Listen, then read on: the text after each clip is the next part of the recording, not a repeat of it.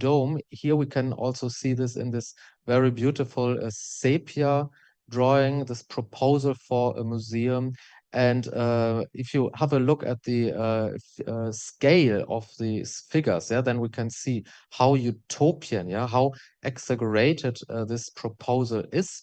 And this rotunda, of course, reminds us to the Pantheon in Rome. So this is some kind of a dignity formula, and yeah, combined with this gigantic column halls, reminding us of antiquity, but exaggerated into this yeah, very monumental shape.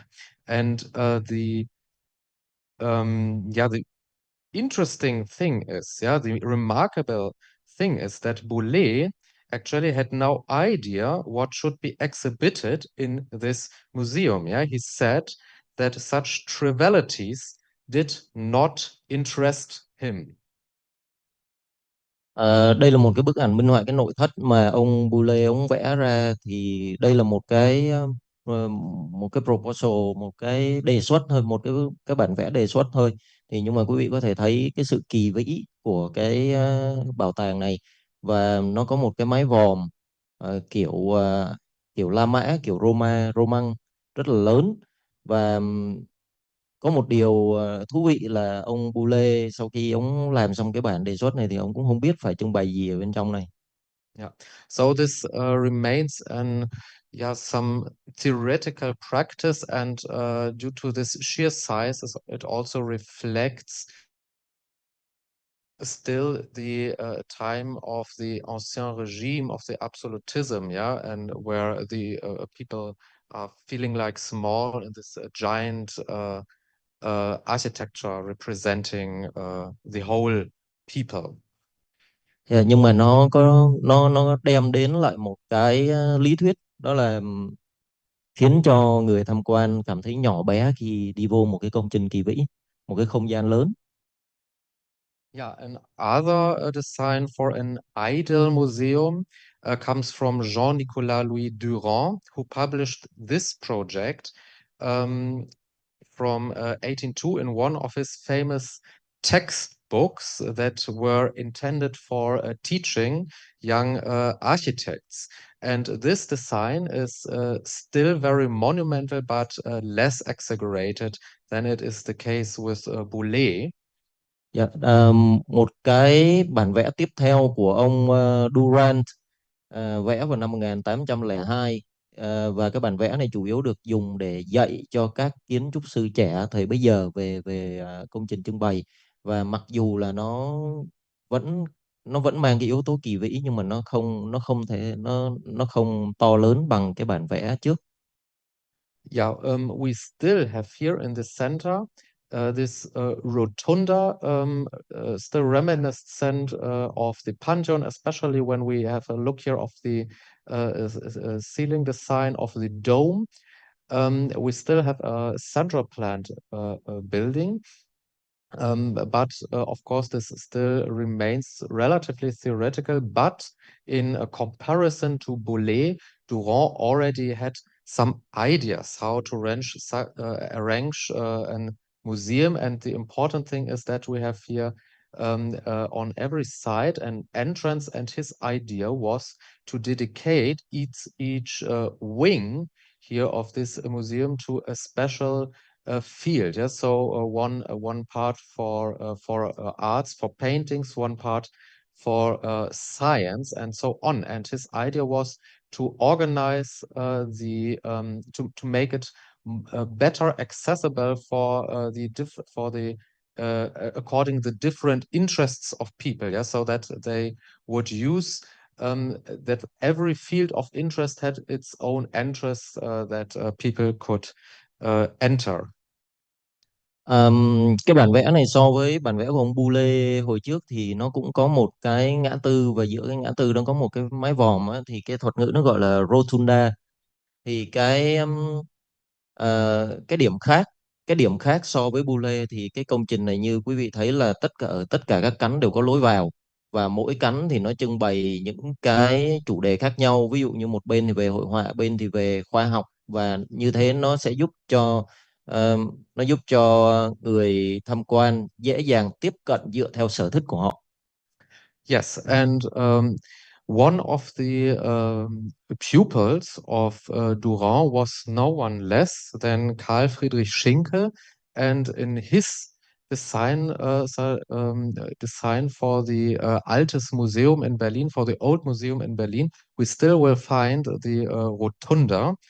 Yeah, Schinkel is, of course, very, very important.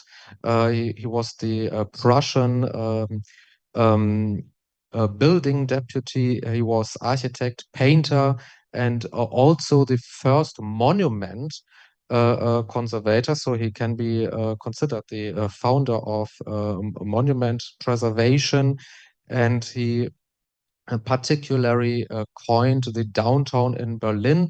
So here we have a side to the famous museum island here with the Berlin Cathedral.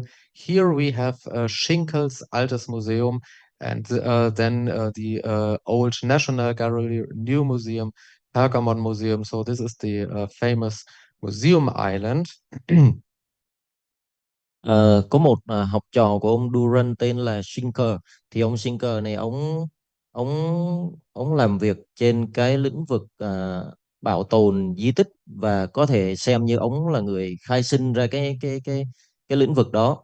Và như trên bức ảnh thì nó minh họa đầu tiên là một cái nhà thờ Berlin, sau đó thì đến cái bảo tàng của ông Schinker, và sau đó nữa là một cái cụm bảo tàng khác ở trên cái quần đảo bảo tàng rất là nổi tiếng ở Berlin. Yeah, and particular important is that in as early as in the beginning of 19th century, so in 1802, Schinkel began to interest in museum architecture. This might not be a coincidence, as this was in the year when Duras published his a proposal for a museum, but it still needed 20 more years until Schinkel would design then finally the old museum. And very important is that yeah, towards the beginning of the 19th century, the society in the German states, so here in Prussia, is changing.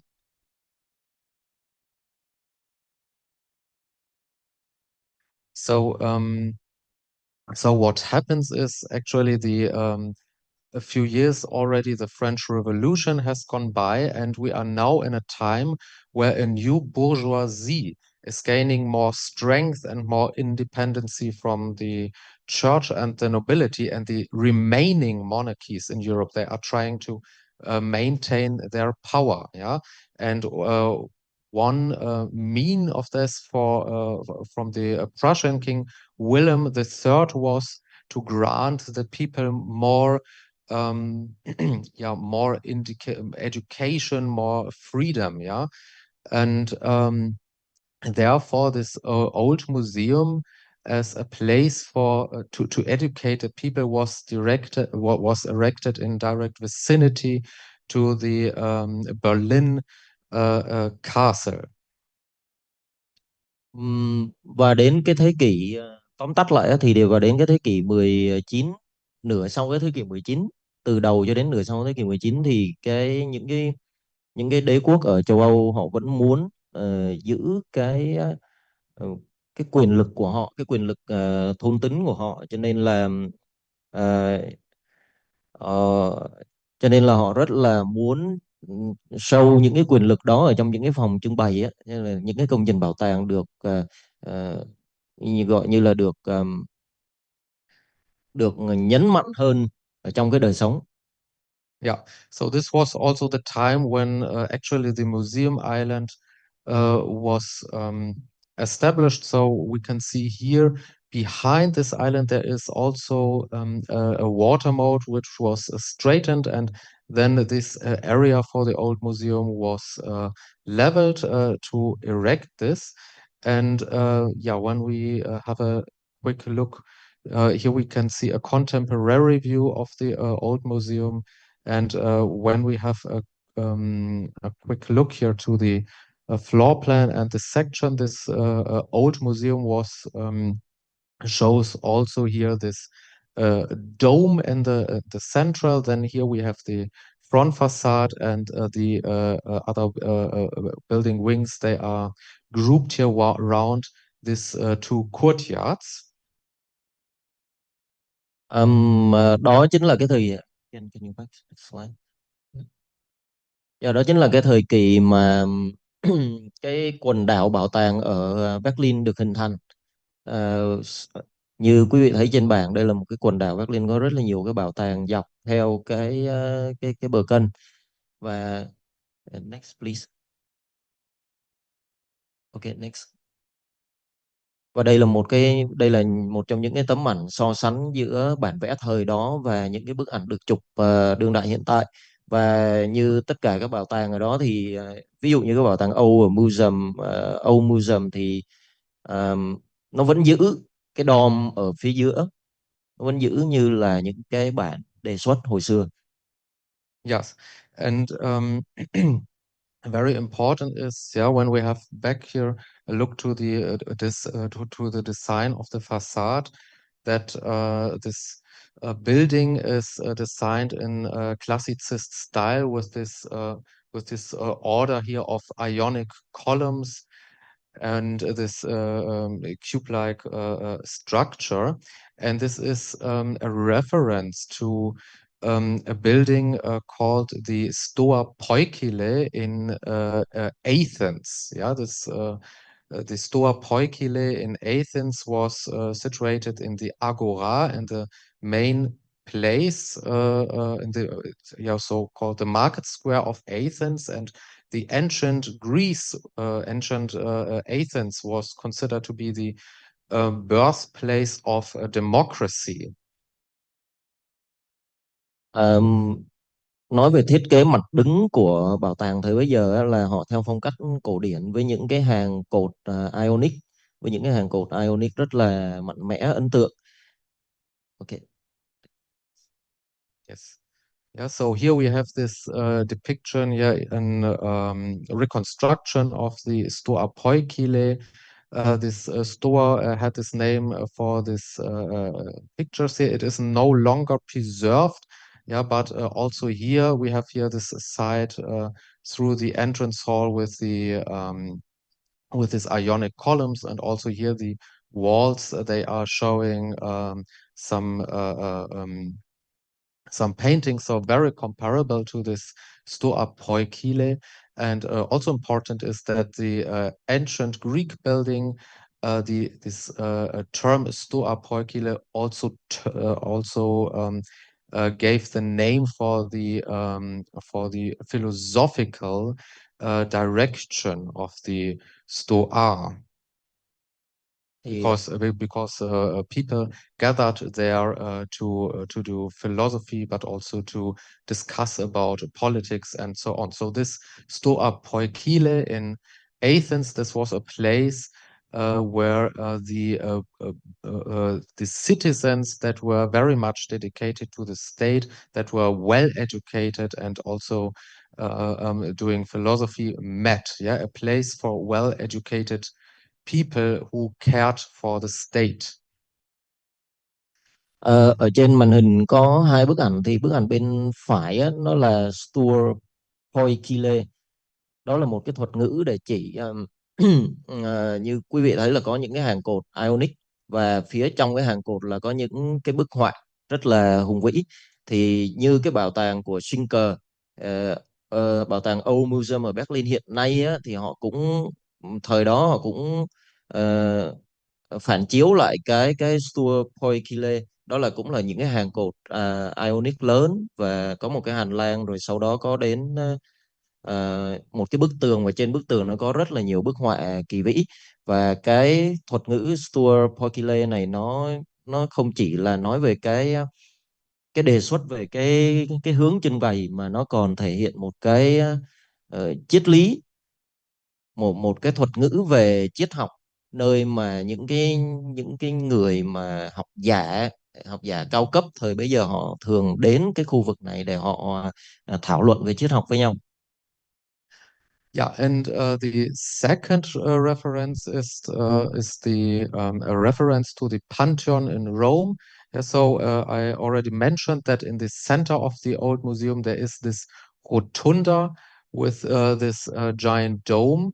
This rotunda was intended to be the exhibition room of the most precious sculptures. Yeah, and as it is a reference to the Pantheon of Rome, which was planned as the temple for all gods, this Pantheon is some kind of a dignity formula to show the high meaning of the art, yeah, to elevate the visitor to an higher level where he could enjoy the art, but also where the art is yeah, some kind of worshipped, yeah, as the Pantheon in Rome is a sacred building, and here sacred architecture um, sacred architecture is resembled. Một cái ví dụ, một cái sự tham khảo thứ hai cho cái thiết kế bảo tàng đó, đó chính là đối chiếu vô cái đền Pantheon ở Roma, thì quý vị có thể thấy một cái dome cực kỳ lớn.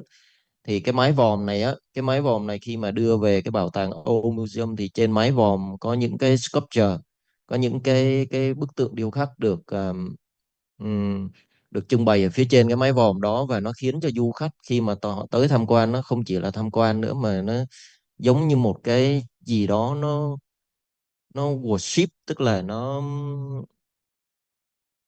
liên quan đến tôn giáo, nó làm những cái hoạt động tôn giáo. Yeah, and another interesting museum building which was erected nearly in the same time is the famous Glyptothek in Munich, which was planned by Leo von Klenze. And if we have a look to this building, so first of all, we feel more reminded to Roman architecture with this block-like appearance, this very closed block-like appearance with this edicular niches. But this pronaos, yeah, so this temple front here, this is clearly a reference to Greek architecture, as we have here this Greek acroterions on the corners and the top of the gable, the Ionic columns, and most important, this is one of the most interesting design elements of this facade, this tympanon. Yeah, so the gable field here with the sculptural works that are um, resembling sculptures that are on exhibition in this museum. Một cái ví dụ thú vị tiếp theo là cái bảo tàng Glyptothek ở Munich.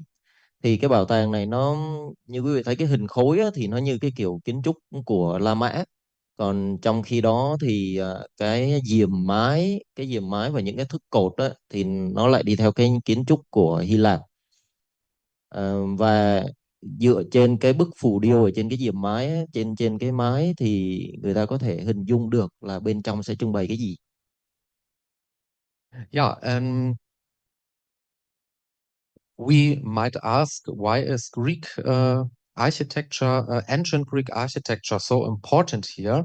And yeah, indeed, in Munich, in Bavaria, there was some kind of Philhellenism. Yeah, so ancient Greek culture was very popular, as the son of the Bavarian king Louis the First, his name was Otto. Otto the First. He became king of Greece, and in the beginning of 19th century, the Greek people fought an independence war against the Ottoman Empire. Yeah, because still in this time, Greece was occupied by the Turkish, by the Ottomans, but they finally became independent, and the Bavarian king, um, of course, he supported the Greek people. À, để em nói thêm một chút, đó là Munich á, thì nó ở cái vùng Bavarian, và cái vùng Bavarian này thì ông vua thời bấy giờ là có một ông vua Bavarian, thì con trai của ông thì lại trở thành vua của Hy Lạp đệ nhất, đó là ông King Otto đệ nhất, thì ông là con trai của vua Bavarian. Cho nên là đó là lý do tại sao mà các phòng trưng bày ở Bavarian họ họ rất là họ họ rất là có cái ảnh hưởng của cái entrance, việc việc là lối lối vào kiểu Hy Lạp, tại vì nó có một cái liên hệ giữa hai người. Yeah, and of course, also the barbarian king had a very particular interest into Greek culture, and he found orientated towards the ancient Greek culture also could mean to educate his own people. Yeah, in ancient Greece, it was that Greek people they saw themselves as kaloikagoi. This is a Greek term which means beautiful and good. Yeah, and one interesting thing you might heard of the Oktoberfest in Germany. This festival where many tourists come and Germans come together to drink masses of beer. So I've never been there, but this was introduced in the beginning of 19th century, and this Oktoberfest has something to do with the modern Olympic Games. There's a modern Olympic Games. They have the same root because when Oktoberfest was introduced, was first of all not a festival for drinking beer, but the first thing they did was sports. Yeah, there was a delegation from Greece there. They saw this Oktoberfest, and then finally the Olympic Games in Greece they were found. So society in Bavaria was very much fascinated of Greek history, and therefore we have a huge building program in this time with really architecture. Tại thời điểm bây giờ những cái phòng trưng bày mà có cái lối vào Hy Lạp thì ông của Bavarian muốn cho người Hy Lạp nhìn vào và cảm nhận những cái đẹp đẹp của Hy Lạp, và muốn cho dân Bavarian cảm nhận cái đẹp của Hy Lạp. Cái đẹp của Hy Lạp còn có một cái thuật ngữ tiếng Hy Lạp như dân gian vừa nói. Thì và tại thời điểm hiện tại khi mà những cái Oktoberfest của Đức diễn ra tại Bavaria này nè, là mọi người khi mà nói đến Oktoberfest thì nghĩ đến là bia, tất nhiên là mọi người tạo rất là nhiều nhưng mà thực ra cái ý nghĩa đầu tiên của Oktoberfest chính là cái một game, và nó là thể và người dân ở bên Đức hay là của Bavaria họ rất là cuốn nhiệt những cái nghệ thuật là. Yeah, and now I'm coming to the turn on of the gay, to this right here with this cultural decorations. This photography here shows the turn on observations from 2019 to 2020. And you might say that this culture, they seem to be in a fragmentary state, but this is not as they were damaged at some point in time, but these cultures were executed directly in this way because these sculptures here they are resembling one object, the most famous object which is on exhibition in the Bibliothek, and these are the fundamental sculptures of the Alfaya which is very interesting for archaeologists. And you might see that these sculptures here are not copying 100% like it is here. This is just due to the fact that the sedimentary sculptures on exhibition in this museum they came down to a very fragmentary state. When they were excavated, there were numerous ways how to arrange them.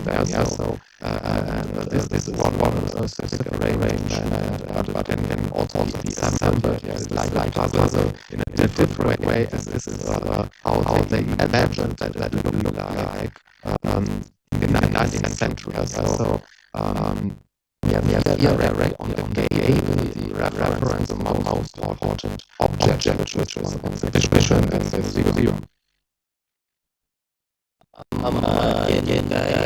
Trên cái cảm nhận ngoài thì tôi thấy là đang trang trí một trang trí kiểu kiểu khác, và cái những bức tượng nó đang được trùng tu lại năm năm 2009 và 2020, thì từ cái những cái bức tượng đó có thể biết được là bên trong nó bày cái gì. Ví dụ như hai cái tấm ảnh phải đây chính là cái nguyên mẫu của cái trang trí bên ngoài, nhưng mà ra thì họ không có copy lại 100% vì cái nguyên mẫu nó hay bị rơi từng khúc ra, nên là bây giờ họ phải sắp xếp lại như thế nào đó để cho cái bức tượng đó vừa thể hiện được cái nội dung trong nhưng mà vừa có thể bền vững lâu dài hơn.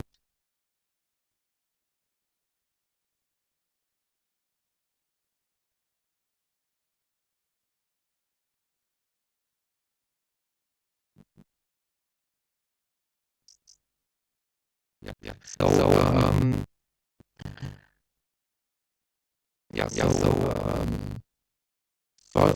we had Sonia with the Altes Museum and the Old Museum, and you could take some example of how of how museums were intended to educate people.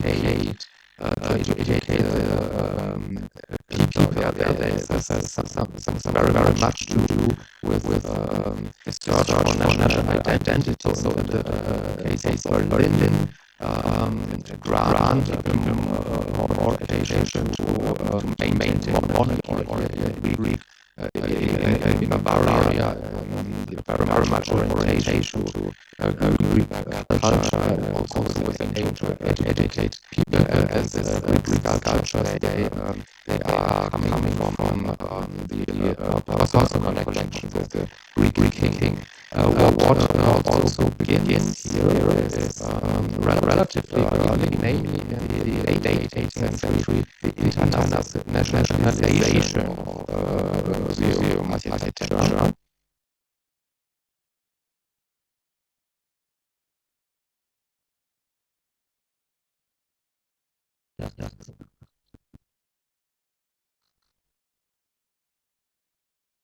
Như nãy giờ thì đã đi qua những cái công trình, ví dụ điển hình về đạp gọi là bảo tàng thời trước thế kỷ thứ 15, và ở Berlin hay là ở Munich và Bavaria thì họ chịu ảnh hưởng rất nhiều bởi cái chuyện Hy Lạp. Và bây giờ mình sẽ chuyển qua một cái ví dụ, một cái bảo tàng ví dụ nửa cuối thế kỷ 18